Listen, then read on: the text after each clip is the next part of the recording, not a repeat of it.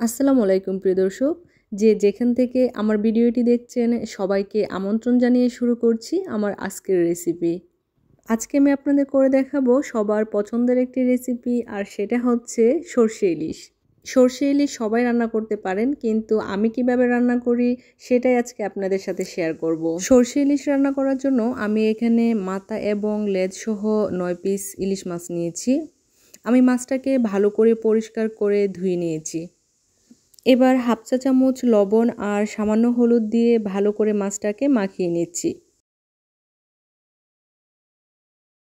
সরষে ইলিশ রান্না করার জন্য প্রথমে চুলায় একটা প্যান বসিয়ে তাতে সরিষার তেল দিয়ে দিচ্ছি 2 চা চামচ পেঁয়াজ বাটা। পেঁয়াজটাকে একটু ভেজে নেওয়ার পর যখন এর কাঁচা গন্ধটা চলে যাবে তখনই দিয়ে দিতে হবে গুঁড়া মশলা। দিয়ে দিচ্ছি 1 চা চামচ মরিচের গুঁড়া, হাফ চা চামচ হলুদের গুঁড়া এবং পরিমাণ মতো লবণ। মশলাগুলো দেওয়ার পর আবারও একটু ভেজে নিচ্ছি।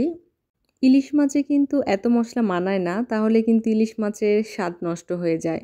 মশলা যত কম দেওয়া যাবে ততই ভালো। সামান্য একটু পানি দিয়ে আমি মশলাটাকে ভালো করে কষিয়ে নিচ্ছি।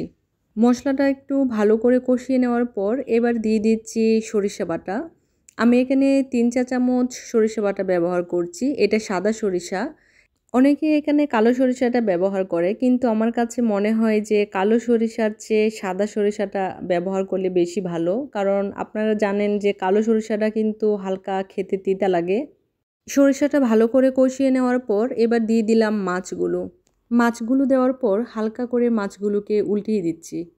এবার মাছগুলোকে উল্টিয়ে দেওয়ার পর সামান্য একটু পানি দিয়ে মাছগুলোকে ঢেকে দিচ্ছি। চুলার হিটটা কিন্তু এ পর্যায়ে মিডিয়ামে রেখে তারপর মাছটাকে রান্না করে নিতে হবে। ফিরে এসেছি 10 মিনিট পর। আমার মাছটা কিন্তু অলরেডি হয়ে গিয়েছে। এবার আমি এটাকে নামিয়ে নিচ্ছি। তো তৈরি হয়ে গেল আমার অত্যন্ত মজাদার সরষে ইলিশের রেসিপি, যে রেসিপিটা খেতে সবাই অনেক বেশি ভালোবাসে। আশা করছি আমার আজকের রেসিপিটি আপনাদের সবার কাছে ভালো লেগেছে। যারা এখনও আমার চ্যানেলটি সাবস্ক্রাইব করেননি প্লিজ আমার চ্যানেলটি সাবস্ক্রাইব করে দিবেন, আর পাশে থাকা বেল আইকনটি ক্লিক করে দিবেন। সবাই ভালো থাকবেন, সুস্থ থাকবেন। দেখা হবে ইনশাল্লাহ নতুন কোনো রেসিপি নিয়ে। আল্লাহ হাফেজ।